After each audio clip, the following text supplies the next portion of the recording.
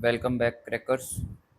हमने last lecture में teeth और बक्कल कैविटी के बारे में पढ़ा था कि डाइजेशन बक्कल कैविटी में स्टार्ट होता है, कैसे होता है वो थोड़ा बहुत हमने देखा था। ठीक है, आज हम इसी टॉपिक को आगे बढ़ाएंगे और सलाइवरी ग्लैंड के बारे में पढ़ेंगे। ठीक है, तो सलाइवा और सलाइवरी ग्लैंड क्या होता है। सलाइवा हमारे माउथ के अंदर मिलता है, बक्कल कैविटी में मिलता है, और सलाइवरी ग्लैंड ही वो ग्लैंड है जो सबसे पहले डाइजेशन स्टार्ट करता है हमारे माउथ में। और ये डाइजेशन स्टार्ट करने का मतलब क्या है, क्या डाइजेस्ट करता है, ये करता है कार्बोहाइड्रेट्स को। कार्ब्स के अंदर जो स्टार्च होता है ना, उसको सबसे पहले डाइजेस्ट करता है हमारा सलाइवरी ग्लैंड।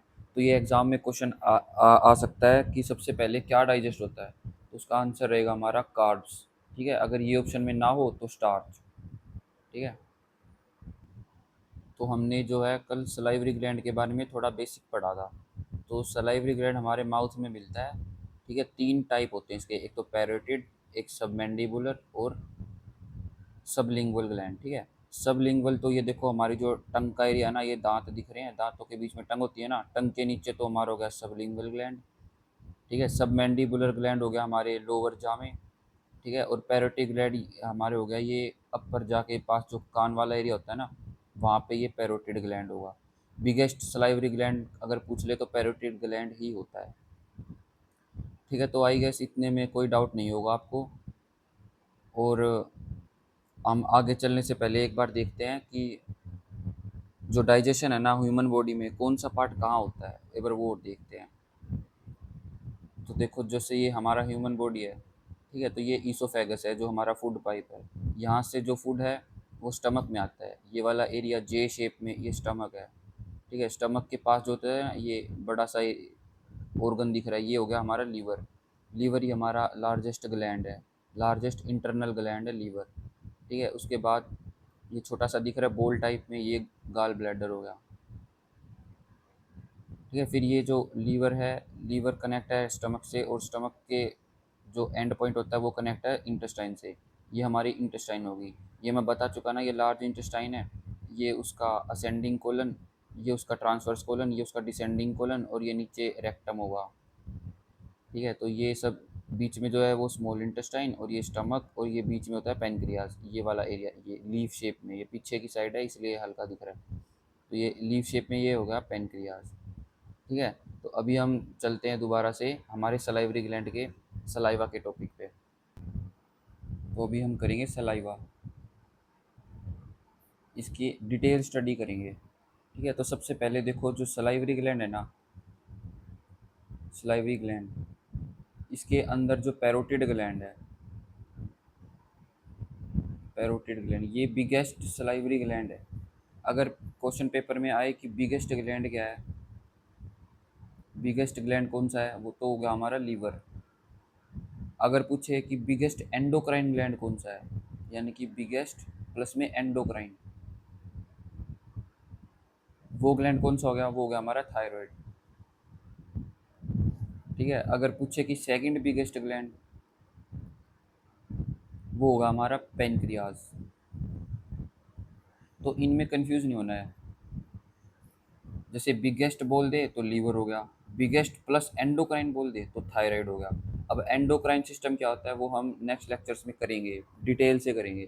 थायराइड क्या है, थायराइड से इलनेस क्या होती है, ग्लैंड क्या है, मतलब डिटेल में करेंगे। तो इसलिए आगे भागने का फ़ायदा नहीं है, जैसे जैसे करा रहो ना उसी स्पीड से चलते रहो, बस पीछे का रिवाइज करते रहना। ठीक है, तो ये था हमारा बिगेस्ट ग्लैंड। सेकंड बिगेस्ट पूछे तो पेनक्रियाज। ठीक है, तो आज का टॉपिक हमारा सलाइवा के ऊपर है। ठीक है, तो सलाइवा, तो सलाइवा जो है ये पूरे दिन में हमारी बॉडी में कितने लीटर सलाइवा बन जाता है, कभी सोचा है। हमारा गला जो हमेशा गीला रहता है वो गीला सलाइवा की वजह से रहता है।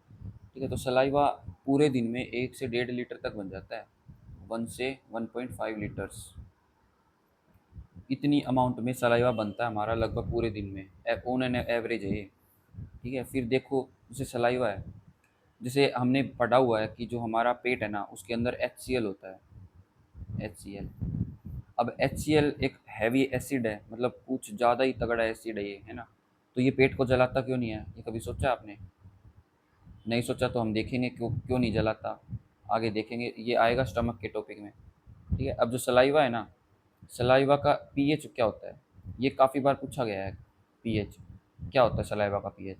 तो ये लाइट स्लाइटली एसिडिक होता है। HCl तो हैवी एसिड हो गया, पर ये हैवी एसिड नहीं होता, सलाइवा हमारा स्लाइटली एसिडिक होता है, यानी कि इसकी पीएच 6.8 के आसपास रहती है।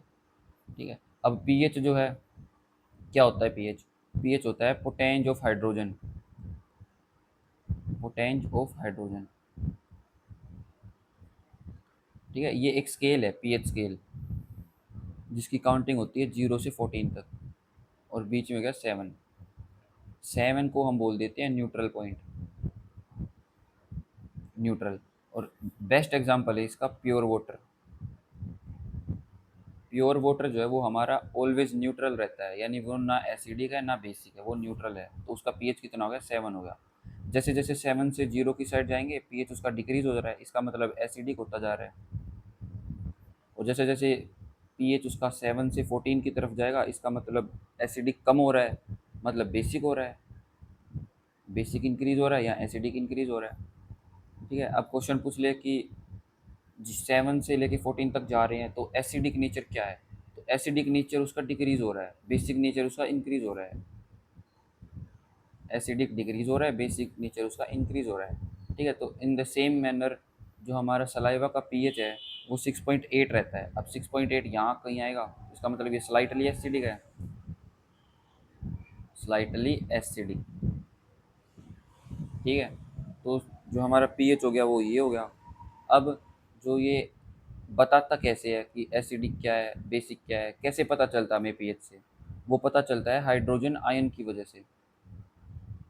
ठीक है, जितने ज़्यादा हाइड्रोजन आयन होंगे ना, उतना ही ज़्यादा एसिडिक होगा सब्सटेंस। ठीक है, इसलिए जितने ज़्यादा एसिडिक ये H पॉजिटिव आयन होंगे ना, उतना ही ज़्यादा एसिडिक होगा हमारा कोई भी मटेरियल। जितने कम H पॉजिटिव आयन होंगे उतना कम एसिडिक होगा, या बोल सकते हैं उतना बेसिक होगा। तो जो हमारा वाटर है वो प्योरली न्यूट्रल रहेगा। 7 से आगे बढ़ेंगे तो एसिडिक, 7 से नीचे जाएंगे तो ना, 7 से आगे जाएंगे तो बेसिक, 7 से नीचे जाएंगे तो एसिडिक। ठीक है, अब एक क्वेश्चन ऐसे आता है कि जो मील है हमारे खाना, मील से पहले, बिफोर मील हमारे सलाइवा का पीएच क्या रहता है, एसिडिक रहता है, बेसिक रहता है, न्यूट्रल रहता है, क्या रहता है? तो बिफोर मील है ना वो हमेशा बेसिक रहता है। ठीक है, और आफ्टर मील हमारा जो सलाइवा का पीएच है वो थोड़ा एसिडिक हो जाता है, यानी कि खाना खाने के बाद थोड़ा थोड़ा एसिडिक हो जाता है हमारा सलाइवा का पीएच। अब सलाइवा का पीएच स्लाइटली एसिडिक है, पर किन्हीं कारणों से मान लो ये एसिडिक एसिडिक नेचर इसका बढ़ जाए, मतलब ये 6.8 से और कम चला जाए, तो उस कंडीशन में क्या हुआ, अगर ये एक कंडीशन आती है, अगर इसका पीएच 5.5 के पास आ गया ना, इसके आसपास आ गया, तब हमारे टूथ डिक्के होने शुरू हो जाएंगे। ठीक है, तो ऐसी हालत में टूथ डिक्के होने शुरू हो जाएंगे, इसलिए टाइम रहते ही उसको संभाल लेना चाहिए। पता भी चल ही जाएगा, एसिडिक अगर बढ़ेगा ना फिर माउथ, तो थोड़ी जलन जलन सी भी फील होगी, और टीथ भी डिक्के होने लग जाएंगे। इसलिए अपने बॉडी का खुद को ही ध्यान रखना पड़ता है। ठीक है, अब सलाइवा जो है उसके अंदर कुछ एंजाइम्स भी होते हैं, तो सलाइवा के अंदर कुछ एंजाइम्स भी हैं। लास्ट लेक्चर्स में मैंने बताया था एंजाइम्स क्या होते हैं, ये बायो कैटलिस्ट होते हैं। कैटलिस्ट क्या होता है, कैटलिस्ट वो सब्सटेंस है जो रेट ऑफ रिएक्शन को इंक्रीज करता है, रेट ऑफ रिएक्शन को इंक्रीज करता है, पर अपनी फॉर्म चेंज नहीं करता। रिएक्शन का रेट चेंज करता है सिर्फ, मतलब उसकी स्पीड को बढ़ा देता है, और ये बायो कैटलिस्ट होते हैं एंजाइम्स। ठीक है, और ये प्रोटीन से बनते हैं। ये सब कुछ आता है पेपर में, इसलिए बता रहा हूँ, ऐसे टाइम वेस्ट के लिए नहीं बता रहा, तो ध्यान दो यहाँ पे। ठीक है, अब सलाइवा के अंदर कुछ एंजाइम्स होते हैं, वे एंजाइम्स जो हैं स्टार्च के ऊपर काम करते हैं, यानी कि कार्ब्स पे काम करते हैं, कार्ब्स को डाइजेस्ट करते हैं। ठीक है, जैसे कार्ब्स है, कार्बोहाइड्रेट है, कार्बोहाइड्रेट के ऊपर अमाइलेज काम करेगा। अमाइलेज, अमाइलेज एक एंजाइम है, कार्बोहाइड्रेट के ऊपर अमाइलेज वर्क करेगा, यानी कि कार्बोहाइड्रेट के स्टार्च वाले पार्ट पे अमाइलेज वर्क करेगा और कन्वर्ट कर देगा माल्टोज में। ठीक है, कभी कभी अमाइलेज ना दे के टाइलिन भी दे सकता है, तो ये भी करेक्ट आंसर है और ये भी करेक्ट आंसर है। टाइलिन भी सही आंसर है और अमाइलेज भी सही आंसर है। ठीक है, तो अब अगर क्वेश्चन आ जाए कि सबसे पहले फर्स्टली बॉडी के अंदर क्या डाइजेस्ट होता है, तो उसका आंसर सिंपली क्या होगा हमारा, कार्ब्स तो क्या होगा हमारा ग्लूकोज में, और स्टार्च हमारा माल्टोज में। ठीक है, यहाँ तक कोई डाउट है तो कमेंट कर दो, क्लियर करने की पूरी ट्राई करूँगा। और जो स्टार्च जो है वो टाइलिन में कन्वर्ट कैसे, माल्टोज में कन्वर्ट कैसे होता है, टाइलिन के द्वारा या फिर अमाइलेज के द्वारा, इन दोनों के द्वारा। ये पेपर में ये डायरेक्ट नाम पूछ लेते हैं, अगर अमाइलेज नहीं दे रखा तो टाइलिन सही है, टाइलिन नहीं दे रखा तो अमाइलेज सही है। यानी कि स्टार्च इंटू माल्टोज और कार्ब्स इंटू ग्लूकोज। सबसे पहले इन्हीं का डाइजेशन होता है, कहाँ होता है, माउथ में होता है। माउथ के कौन से एरिया में, बक्कल कैविटी के एरिया में, कौन से ग्लैंड की हेल्प से, सलाइवरी ग्लैंड की हेल्प से। ठीक है, तो आई गेस इसमें कोई डाउट नहीं होगा। फिर हमारे कुछ सॉल्यूशंस होते हैं जो आयोडीन का पता करते हैं। जैसे 8th क्लास में हमने एक्सपेरिमेंट किए होंगे। जैसे आलू लेते हैं, पोटैटो, पोटैटो के ऊपर आयोडीन सोल्यूशन डालते हैं। ठीक है, आयोडीन सोल्यूशन इस पे डालते हैं तो उसका कलर चेंज होता है, हो जाता है। कलर कैसा हो जाता है, ब्लू ब्लैक हो जाता है, ब्लू ब्लैक कलर हो जाता है वो। ये क्या शो करता है, ये शो करता है कि इसके अंदर स्टार्च है, स्टार्च स्टार्च की प्रेजेंस है, स्टार्च स्टार्च प्रेजेंट है। कैसे पता चला, ये पता चला जब हमने आलू पे या फिर राइस पे भी कर सकते हैं, राइस पे आयोडीन सोल्यूशन डाला ना, तब उसका कलर चेंज हो गया, ब्लू ब्लैक हो गया। ठीक है, इसका मतलब है कि स्टार्च था आलू और चावल के अंदर, पोटैटो और राइस के अंदर स्टार्च था। स्टार्च की प्रेजेंस को शो करने के लिए कौन सा सॉल्यूशन यूज़ होता है, उसका आंसर आएगा आयोडीन सॉल्यूशन। ठीक है, और पता कैसे चलता है, ऐसे चलता है कि जो उसका कलर होगा ना वो ब्लू या ब्लैक में कन्वर्ट हो जाएगा। ठीक है, तो इस ये जो ये काफ़ी बार पूछा जा चुका है पहले, और इसके चांस आगे भी हैं, और ये हमने पढ़ा भी हुआ है, तो बस रिवाइज ही तो करना है। अभी जो है ना बायोलॉजी इतनी हार्ड वाली स्टार्ट नहीं हुई है, थोड़ी आगे आगे आगे चलेंगे ना तो थोड़ा समझने में दिक्कत होगा। पर अगर जिसने समझ लिया ना उसके लिए कुछ मुश्किल नहीं रहेगा, क्योंकि समझना ही सब कुछ है, रटने से तो कुछ होगा नहीं। एक बार समझ लो, खुद की बॉडी को भूल थोड़ी ना सकते हैं। ठीक है, तो अब था हमारा एंजाइम। ठीक है, अब जो सलाइवा था ना, सलाइवा के अंदर हमने एंजाइम पढ़ा। कौन सा एंजाइम था, अमाइलेज या टाइलिन, जो हमारे कार्ब्स और या स्टार्च को डाइजेस्ट करके कन्वर्ट करता है ग्लूकोज या फिर माल्टोज में। ठीक है, अब एक और होता है इसके अंदर, लाइजोसोम, लाइजोजाइम एंजाइम। ये मैंने लास्ट लेक्चर्स में भी बता रखा है। ये एंजाइम होता है हमारा एंटीसेप्टिक, एंटीसेप्टिक होता है, और हंटिंग एनिमल्स में कुछ ज़्यादा ही होता है, हंटिंग एनिमल्स के अंदर कुछ ज़्यादा होता है। काम क्या करता है लाइजोजाइम एंजाइम, जैसे मान लो किसी के कट लग गया, हाथ पे उंगली पे कट लग गया। ठीक है, अब कट लगते ही सबसे पहले दर्द से क्या करते हैं लोग, उसको डायरेक्ट उसको मुंह में रख लेते हैं, उंगली को चाट लेते हैं उसको। उससे क्या होता है, चाटने से बैक्टीरिया वगैरह नहीं लगते। क्यों नहीं लगते, क्योंकि हमारी जो सलाइवा है उसके अंदर लाइजोजाइम एंजाइम होता है जो कि एंटीसेप्टिक का काम करता है। ठीक है, जैसे आपने देखा होगा गली में कुत्ते बिल्लियाँ और अन्य जानवर होते हैं। ठीक है, उन सब के चोट लगती है तो उनको कोई डॉक्टर के तो लेके जाता नहीं है।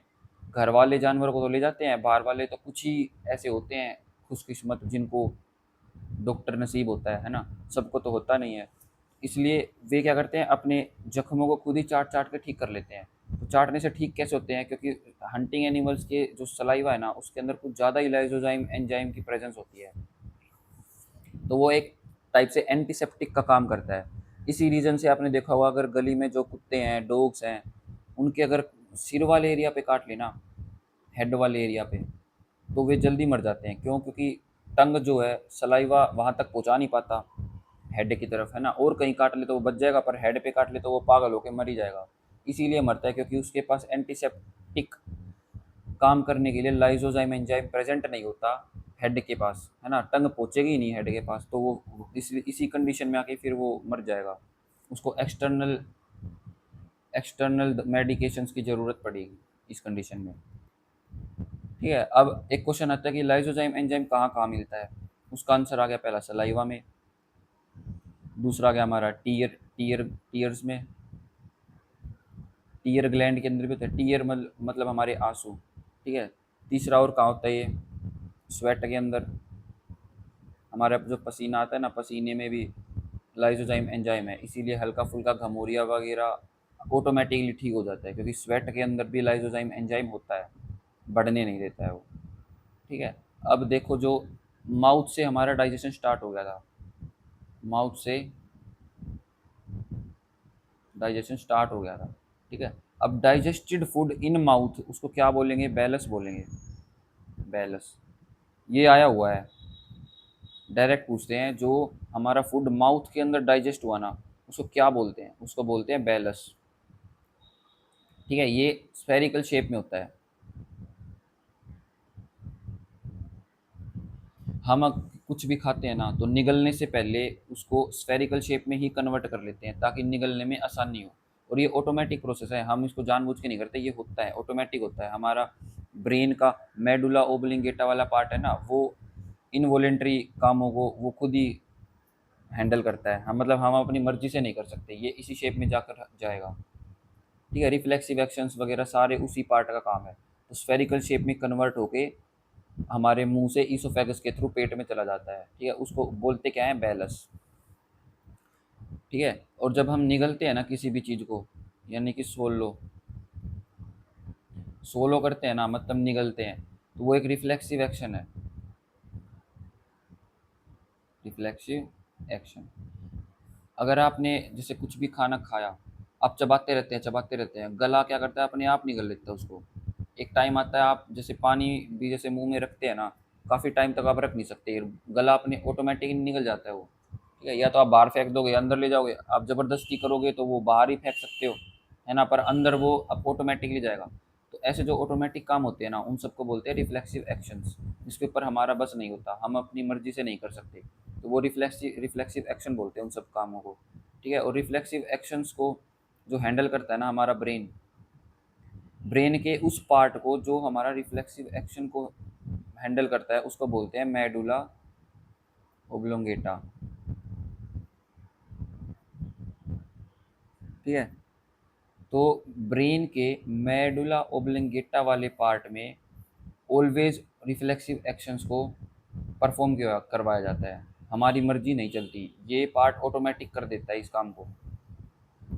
ठीक है। ये टीजीटी में पूछा जा चुका है, टीजीटी साइंस में, बायोलॉजी में टीजीटी साइंस के अंदर आ चुका है, इसलिए इस पे फोकस करना, स्टार लगा लो चाहे इस पे। ठीक है। फिर जैसे एक आपने सुना होगा, ये तो हो गया। अब जैसे हमें भूख लगती है, प्यास लगती है, थ्रस्ट, हंगर, एक्सेट्रा, ये भी ब्रेन ही फील करवाता है। तो कौन सा हिस्सा ब्रेन का फील करवाता है? ये hypothalamus, hypothalamus part of brain. यही हाइपोथैलेमस पार्ट रिस्पॉन्सिबल होता है हमारे हंगर और हमारी थ्रस्ट को फील करवाने में। और मेडुला ओब्लिंगेटा ब्रेन का पार्ट है जो हमारे रिफ्लेक्सिव एक्शंस को कंट्रोल करता है। ठीक है। तो आई गेस इनमें कोई डाउट नहीं होगा। अभी कंफ्यूज मत हो, इनके ऊपर पूरी डिटेल वीडियोस बनेंगी आगे, क्योंकि ये बहुत ही इंपॉर्टेंट पार्ट है। तो टेंशन न लो, करेंगे आगे सारा। तो हमारा जो सलाइवा सलाइवा था, उसका यहीं तक काम था। तो हमने क्या देखा? पहले हमने खाना मुंह में रखा, ठीक है, उसको चबाया, वो फिर बक्कल कैविटी के थ्रू अंदर गया, बक्कल कैविटी में आया। फिर हमने देखा यहाँ पर सलाइवरी ग्लैंड था, सलाइवा था। फिर उसके बाद जो है खाना सलाइवा से हमारा कार्बोहाइड्रेट या बोल सकते हैं स्टार्च वगैरह डाइजेस्ट हुआ। डाइजेस्टेड फूड इन माउथ को बोलेंगे बैलस। ठीक है। अब बैलस बन गया, अब ये स्फेरिकल शेप में होता है, स्फेरिकल शेप में होता है। फिर ये कहाँ जाएगा? स्टमक में जाएगा। स्टमक में जाएगा, किसके थ्रू जाएगा? ईसोफेगस। ईसोफेगस है, ये हमारा होता है फूड पाइप, फूड पाइप। ठीक है। फूड पाइप यही ऐसा पार्ट है जिसके अंदर कोई एंजाइम नहीं होता। ठीक है। फूड पाइप में कोई एंजाइम नहीं होता। आपने खाया, आपने निगल लिया, निगलने के बाद वो आपके स्टमक में गया, निगलते टाइम कोई भी डाइजेशन नहीं हुआ, वो सिर्फ ट्रैवल हुआ आपके मुंह से आपके पेट तक। ठीक है। तो वो काम क्या होगा? ईसोफेगस का काम होगा। अब एक क्वेश्चन आया हुआ है टीजीटी में कि ईसोफेगस में हम जब निगलते हैं ना, तो उस प्रोसेस को क्या बोलते हैं? ठीक है। तो ये एक सीक्वेंशियल प्रोसेस होता है, सीक्वेंशियल प्रोसेस होता है निगलने का। और उसको बोलते क्या है, पेरिस्टेलिसिस मोशन, पेरिस्टेलिसिस मूवमेंट या फिर मोशन। तो पेरिस्टेलिसिस मूवमेंट वो होता है जो ईसोफेगस के अंदर या फिर किसी भी क्लोज्ड पाइप टाइप होता है ना, उसके अंदर किसी भी मटेरियल को हम पास करते हैं तो वो पेरिस्टेलिसिस मूवमेंट शो करता है। ठीक है, तो ये सीक्वेंशियल प्रोसेस होता है। अब पेरिस्टेलिसिस मूवमेंट क्या होता है, देखो ये बताते हैं। जैसे ये हमारा पाइप है, फूड पाइप है, ईसोफेगस है, यहाँ पर हो गया माउथ या हो गया स्टमक। ठीक है, हमने माउथ से खाना खाया, वो मान लो ये बोल की शेप में ये बन गया। अब ये खाना आगे जाएगा, ये हमारा माउथ, ये आगे गया, फिर ये और आगे जाएगा, फिर ये और आगे जाएगा, है ना। तो मतलब ऐसे पहले सर्कल ये ऐसे बना, फिर आगे गया आगे गया आगे गया, पीछे वाला हिस्सा बराबर होता गया, आगे वाला हिस्सा उठता गया। इसी मोशन को बोलते हैं पेरिस्टेलिसिस मोशन। तो आई गेस इतने में कोई आपको दिक्कत नहीं होगी। टीजीटी में ये पूछा गया जा चुका है, तो इस पर थोड़ा ध्यान देना। ईसोफेगस में कोई एंजाइम नहीं होता। बेलस की शेप कैसी होती है, स्फेरिकल होती है। अब खाना जो है ईसोफेगस के थ्रू स्टमक में गया। अब स्टमक के अंदर खाना रहता है 24 आवर्स के लिए, 24 नहीं, 3 to 4 आवर्स। ठीक है, 3 से 4 घंटे खाना पेट में रहता है, डाइजेस्ट होता है। अब स्टमक में, अब स्टमक के अंदर होता है हमारा गैस्ट्रिक ग्लैंड, गैस्ट्रिक ग्लैंड जो हमारा गैस्ट्रिक जूस रिलीज करता है, गैस्ट्रिक जूस। तो अब गैस्ट्रिक जूस, गैस्ट्रिक ग्लैंड और स्टमक, डाइजेशन इन स्टमक, यही हमारा नेक्स्ट टॉपिक है। तो आज इतना करके आना, ये पढ़ के आना, कल रिकैप करेंगे और आगे बढ़ेंगे स्टमक के पार्ट में कि स्टमक में कौन से एंजाइम होते हैं, डाइजेशन कहाँ से स्टार्ट होता है, कहाँ पर ख़त्म होता है। ये थोड़ा इंपॉर्टेंट है, तो इस पर थोड़ा फोकस करना। ठीक है, तो good luck and have a nice day, bye.